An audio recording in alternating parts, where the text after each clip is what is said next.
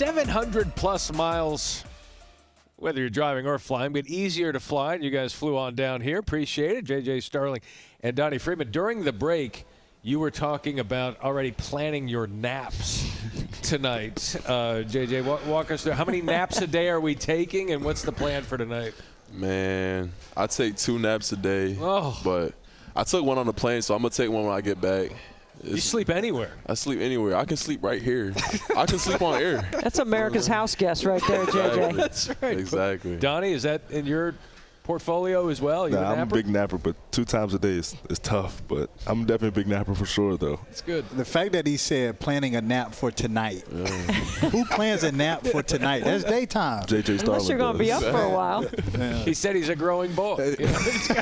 Got a little kid up here. I mean, speaking of growing, JJ, I mean, healthy off season, right? What did you add? Like, we know you're a hard downhill driver. We know you get to the free throw line. What you got? Yeah, I mean, this offseason has just looked like obviously working on those things, different finishes and different combo moves, but also shooting off the dribble, shooting off the catch and stuff like that. So it's been a lot of hours in the gym, multiple times a day, just honing in on my craft. Donnie, walk us through last year with going through that injury. I'm sure you're probably tired of answering that question because a lot of people want to know, but I want to know from the standpoint of just from an athlete, it's difficult when the game is taken away from you because you do it so much. How did you stay connected to the game during that time?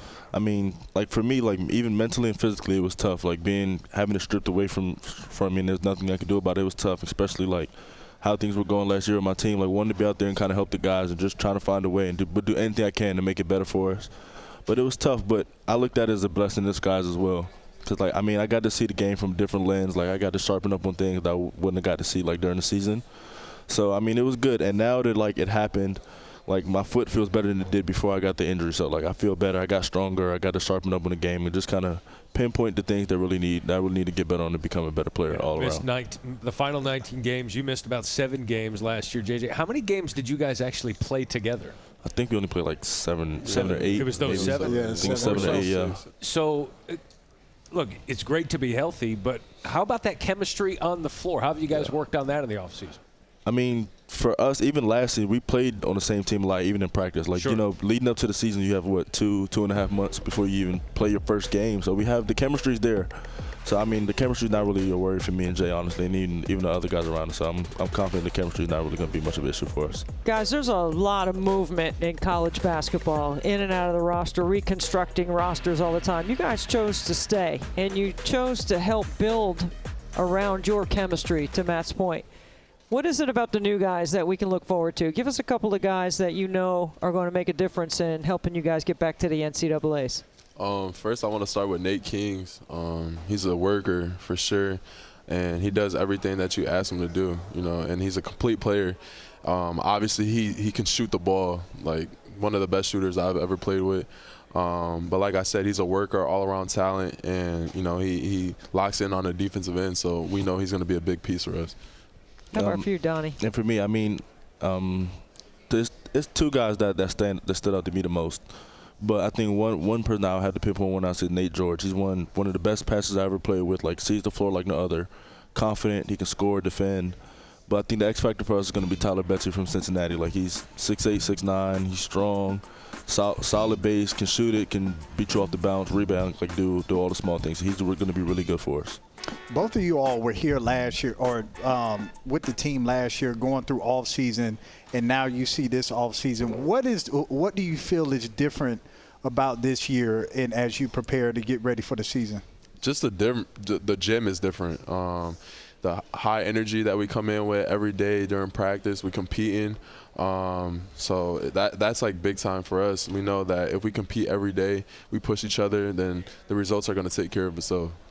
JJ, build a little bit on what Donnie said about Nate George. We know he's a proven point guard in the ACC. He sees all 9 players. He's a tremendous passer. What's it going to be like for you to play alongside him, knowing that you both are highly competitive and highly skilled guys? It's going to be great. I mean, this offseason has been us going at each other, but it's going to be so nice to be able to play together and, go at other teams. I know he opens the floor not only for myself but for the team as a whole. He makes plays, gets downhill, he's confident and can score. So that's just going to open up so many opportunities for everybody on the court. You have a couple of very highly touted and talented high school athletes that have come in as well. You played at La Lumiere. You played at IMG. You know what that world is all about. You got Sadiq White, who was at IMG, Kyan Anthony. We know what that last name means at Syracuse, coming from Long Island Lutheran. What kind of role do you guys play now that you've been in their shoes and now you're kind of the veterans, so to say, on this team? What role do you play in helping them? I mean, Kai specifically, he's a shooting guard as well, so I kind of just taken him on under my wing. That's like my little brother. You know, we do a lot of stuff off the court, but we compete on the court. You know, I'm giving him my words of advice, telling him what spots he needs to be in and different things he can improve on. And he's a sponge. You know, he just wants to get better, and that's what you're looking for. And then same with Sadiq.